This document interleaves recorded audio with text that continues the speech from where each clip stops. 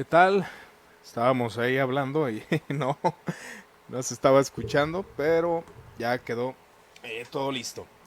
Eh, este audio lo hago con la intención de hablar un punto que me parece interesante, aunque alguien por ahí comentaba que la pregunta no estaba bien planteada y creo que pues tiene cierta razón. La pregunta en sí mismo pues, puede ser algo confusa, pero vamos a tratar de desglosar en este momento esta pregunta, ¿no? El mejor teólogo es el que hace teología o estudia teología. Eso es muy importante ponerlo en nuestra mente. Ahora bien, ¿qué es estudiar teología? Bueno, estudiar teología es tomar de lo que ya está hecho, fabricado, lo que ya alguien más lo ha desarrollado, ¿no? Poder estudiar, por ejemplo, la institución de la religión cristiana, de Juan Calvino, ¿no? Mencionó el calvinismo. Ahora bien, Juan Calvino se le conoce como una persona sistematizadora. ¿Y qué es sistematizador? Pues sistematizador es tomar de las doctrinas ya elaboradas y colocarlas bajo un sistema. Teología sistemática, ¿no? Que pues podemos ver la institución de la religión cristiana, pues es una institución pues ya formulada, desarrollada. No es lo mismo estudiar que hacer teología, aunque ciertamente van de la mano. Prácticamente es imposible que no vayan de la mano estudiar y hacer teología. ¿Quién hizo teología o quién hace teología? Bueno, de hecho, pues nosotros tenemos varios sistemas que llevan el nombre de cierta persona. Por ejemplo, San Agustín, ¿no?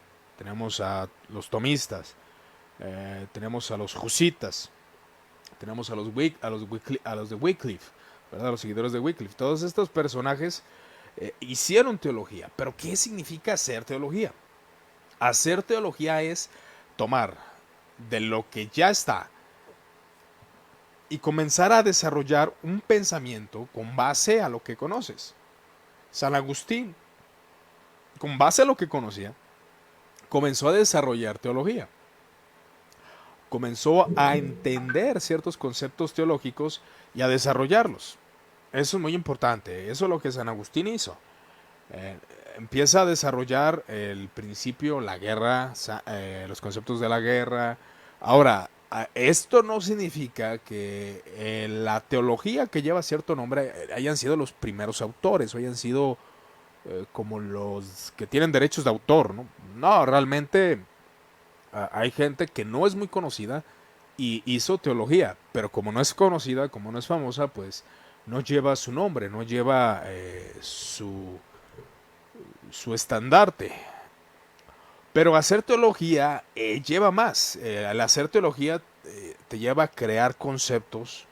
Hacer teología te lleva a entender y a comenzar a unificar los textos de cierto libro, en este caso de la Sagrada Escritura, y comenzar a desarrollar conceptos sistematizados. La sistematización es pasar de estafeta a estafeta. Alguien sistematiza, alguien crea la teología, alguien la desarrolla y esa sistematización se le pasa a otro.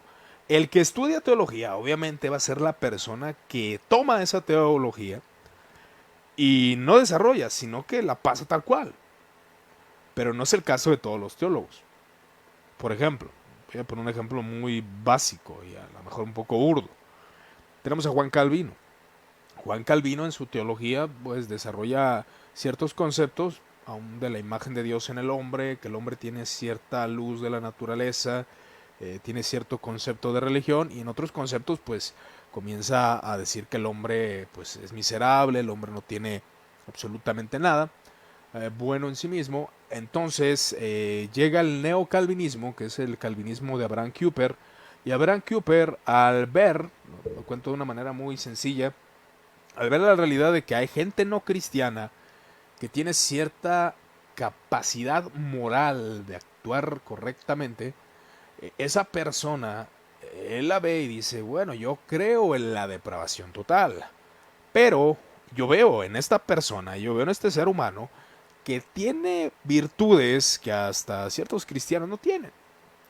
Entonces, él desarrolla un concepto acerca de lo que se le conoce como la gracia común, concepto que muchos cristianos creen, pero que Cooper se encargó de sistematizar esa enseñanza, de llegar a esas conclusiones, y esa enseñanza se pasa a otros calvinistas, cosa que muchos calvinistas del pasado no tenían el concepto de la gracia común en totalidad. A lo mejor en algún concepto sí, pero no siempre. Y aquí vemos la diferencia de hacer teología. Fue un calvinista que hizo teología, Abraham Cooper. Por eso se le conoce como calvinismo, porque es nuevo calvinismo en el tiempo de Abraham Cooper. No es el calvinismo de Calvino. Él desarrolló diferentes aspectos. Entonces, a hacer teología es lo que lleva a crear ciertos conceptos. Por ejemplo, aún en la filosofía tenemos el platonismo y tenemos el neoplatonismo. ¿Por qué es un neoplatonismo? Porque ya tiene conceptos diferentes. Alguien desarrolló diferentes conceptos filosóficos y los fusionó con el platonismo. Y eso es lo que ocurre muchas veces con la teología, con el calvinismo, con el arminianismo. Por ejemplo, tenemos a Calvino, ¿no? Los presbiterianos hicieron teología. Los bautistas tomaron de la teología ya desarrollada, pero lo fusionaron con otros conceptos. ¿Hicieron teología? Se puede decir que sí, pero la mayoría de veces son conceptos que se toman de otras sistematizaciones que otros teólogos desarrollaron.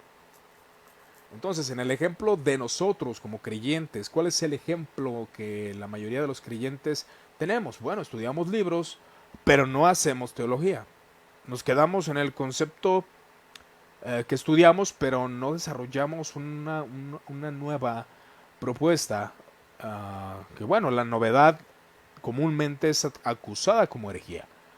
Pero en este aspecto podemos ver que hay desarrollos diferentes en cuanto a una postura teológica. Podemos ver la gracia común, cómo Arminio desarrolla en su concepto la gracia preveniente, y cómo empiezan a establecer ciertos aspectos que sí, se toma de lo ya generado, de lo ya creado, de los maestros del pasado, pero hacer teología te lleva a opiniones diferentes, a ciertos conceptos que se llegan, ¿no?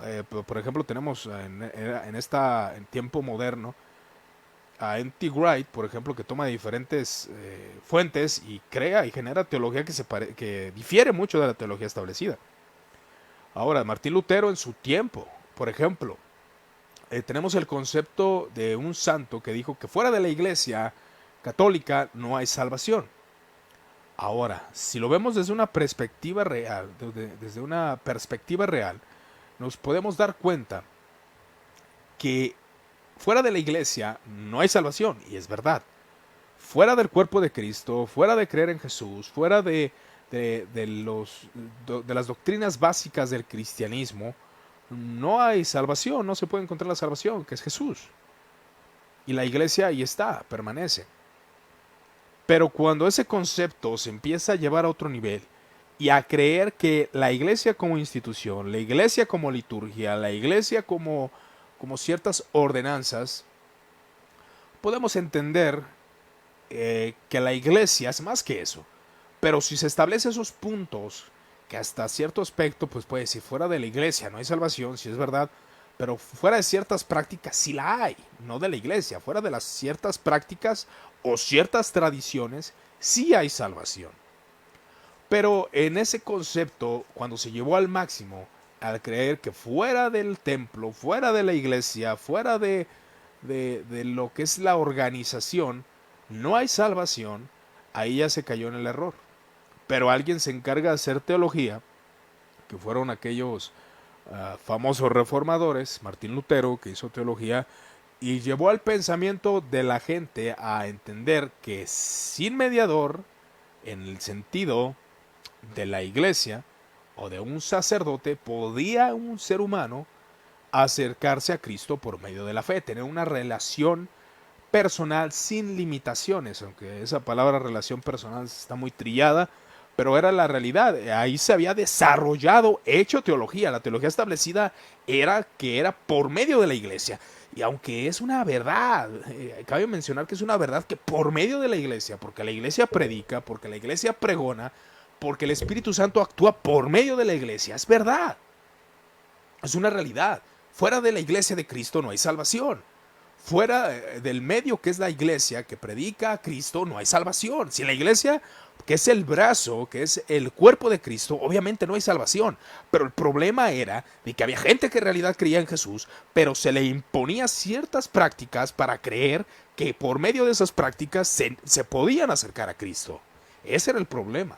Y se desarrolla teología, se crea teología, se hace y se lleva al punto de llevar a los seres humanos a entender que ellos y Cristo, la iglesia le predica, él cree, él puede acercarse a Cristo como un sacerdote. Ahora, la iglesia católica también tiene su enseñanza, pero en ese tiempo alguien desarrolla teología, entonces se levanta del otro lado lo que es la contrarreforma, se levanta Ignacio de Loyola y él comienza a hacer teología. ¿Qué es hacer teología? Vamos a tomar cuál es el concepto real de la iglesia, vamos a esto, y comienzan a desarrollar teología. Por eso nacen los jesuitas, ahí nace porque hicieron teología, un concepto diferente. Los concilios ecuménicos podemos ver que desarrollan, se puede decir de manera clarísima que los concilios ecuménicos llevan a entender que la tradición y las doctrinas de la iglesia principales que Pablo, que Juan, que sus discípulos y los discípulos de los discípulos predicaron, esas doctrinas fueron conciliadas en un concilio, vaya la redundancia. Pero curiosamente la iglesia católica, la iglesia que se tenía en ese entonces, la iglesia universal, la iglesia que guardó la ortodoxia, la iglesia católica primitiva, guardaba principios realmente correctos y comienza a desarrollar teología, comienza a añadir ciertos aspectos con buenas intenciones correctas. Pero la iglesia católica tuvo un desarrollo de teología, el desarrollo del purgatorio, el desarrollo del limbo, el desarrollo de la mariología, fue un desarrollo teológico, se hizo teología, entre ciertos aspectos o ramas de la teología. Entonces, ahí podemos ver cómo se empieza a desarrollar teología. La Reforma comienza a hacer teología. Ciertos personajes comienzan a hacer teología.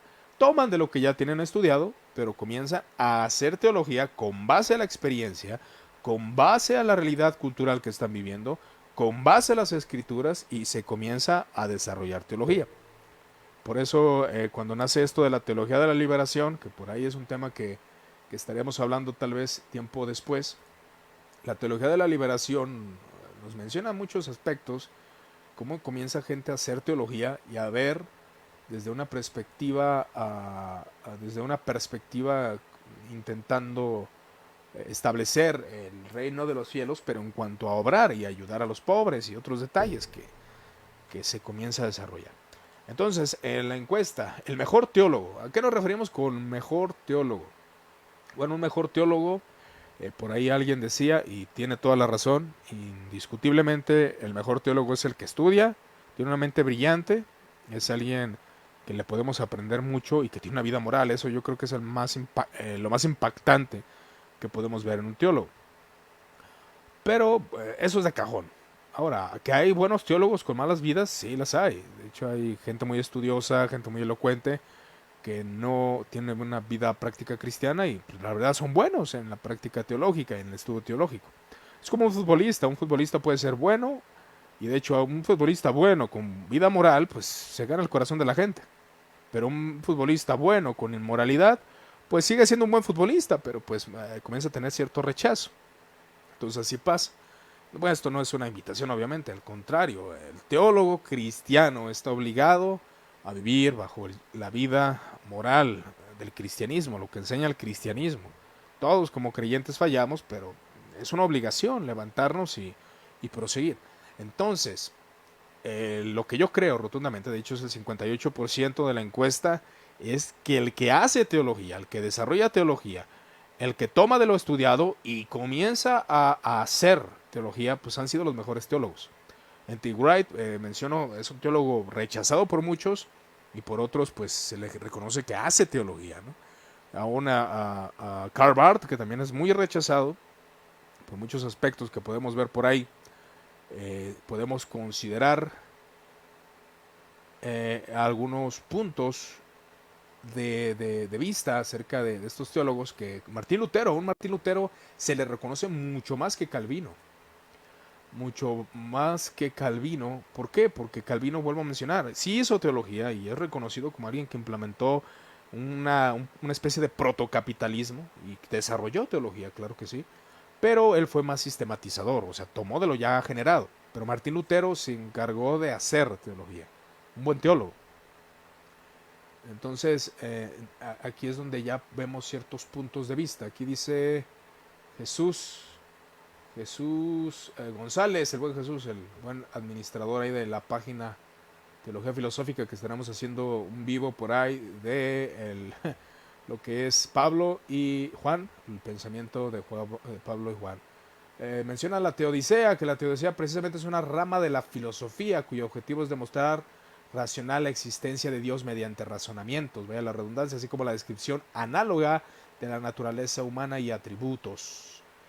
Etimológicamente hablando, teodicea es justificación de Dios y por tanto se enmarca en el ámbito más amplio de la teología natural, aunque a menudo esos dos términos se toman como sinónimos. La teología natural, ¿no? Vamos a tomar el concepto. Dice Edison, igual me gustaría, Jesús, que escribieras algo de eso, me gustaría.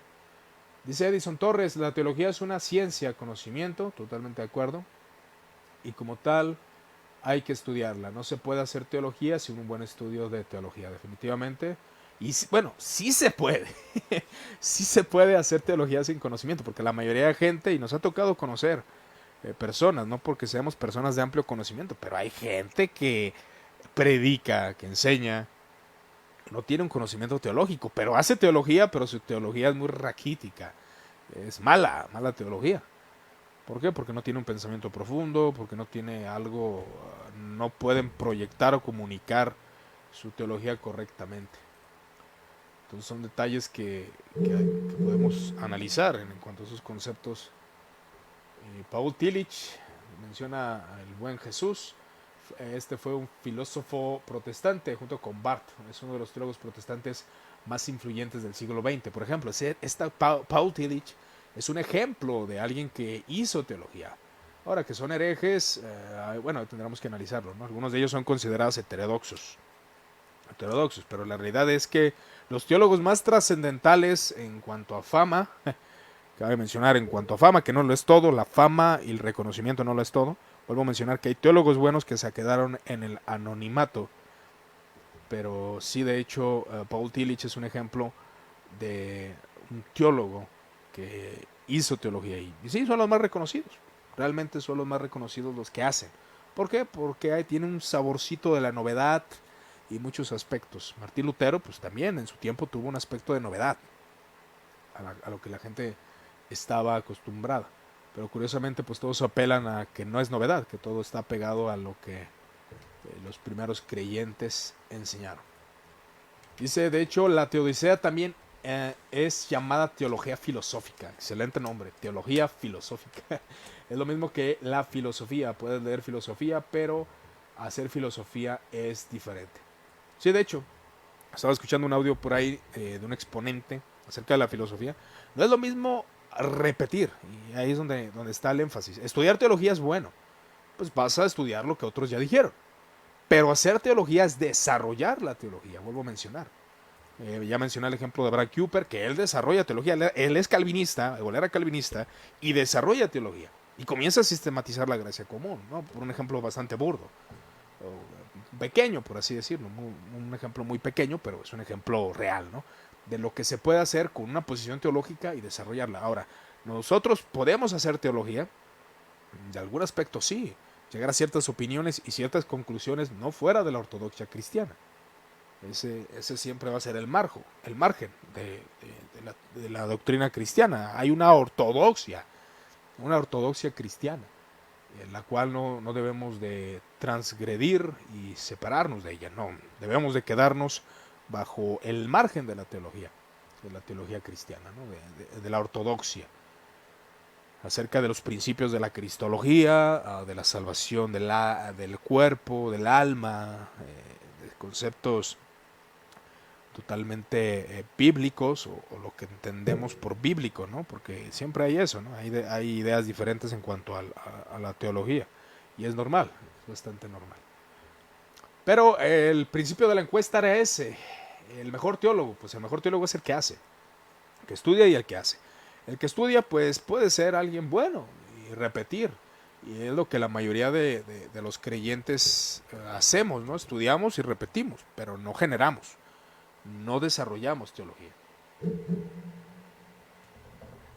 Entonces ese es un punto que debemos de analizar en cuanto a lo que era el propósito de esta encuesta. Una cosa es hacer teología y otra cosa es estudiar teología. Que van de la mano, sí, pero hacer teología siempre lleva a el expositor pues ser reconocido como un buen teólogo.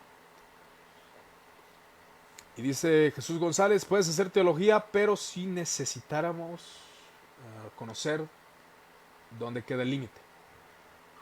Uh, pero eso solo lo hace alguien que conoce bien y domina el tema.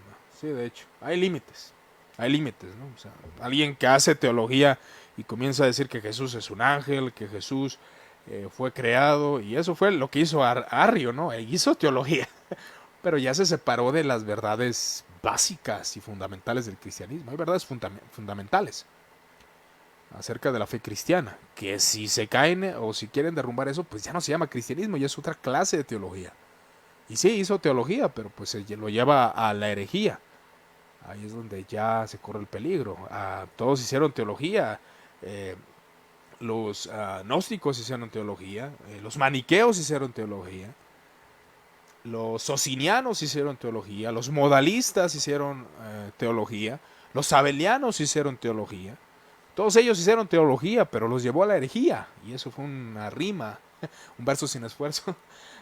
Entonces los llevó a la herejía. Todos hicieron teología y los llevó a la herejía, algunos de ellos.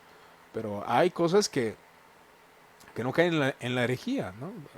Agustín, vuelvo a mencionar, desarrolló el concepto de en sí, de que el pueblo de Dios podía defenderse por medio de la guerra. Y hay cristianos pacíficos que hacen teología y están en desacuerdo con las guerras o la pena de muerte. Puedes hacer teología y puede ser mala teología, definitivamente. Malos teólogos, pues me da un poco de pena, tal vez, mencionar. Hay gente muy bien intencionada, realmente hay gente muy bien intencionada y jamás cuestionaré sus principios de querer hacer algo bien, ¿no? Pero realmente si alguien no tiene estudios, su teología no va a ser muy buena. Algunos tratan de enfatizar y ahí es donde está el problema, ¿no? El estudio, algunos lo demeritan, otros lo aprueban, pero suelen ser orgullosos y termina siendo inútil, ¿no? El conocimiento teológico.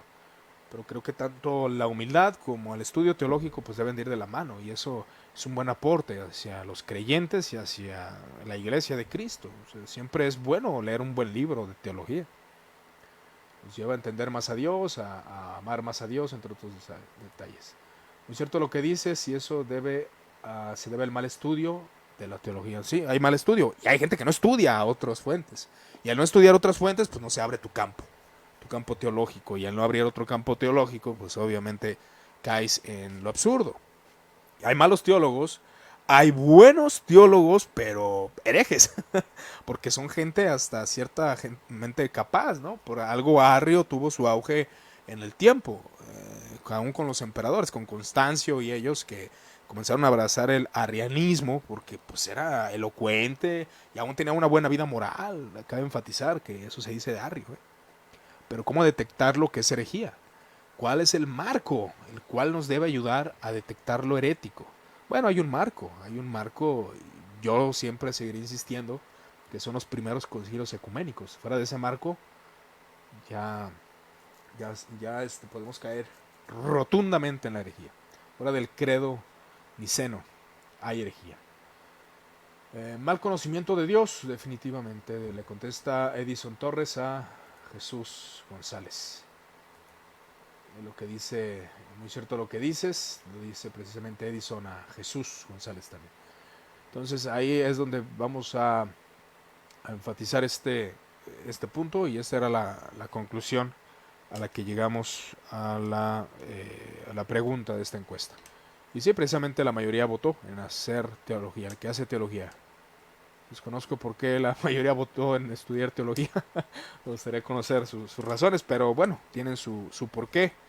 Porque algunos, tal vez una encuesta así, pues no, pues es muy ambigua, ¿no? O tal vez no está bien planteada la pregunta, pero ese era el punto focal.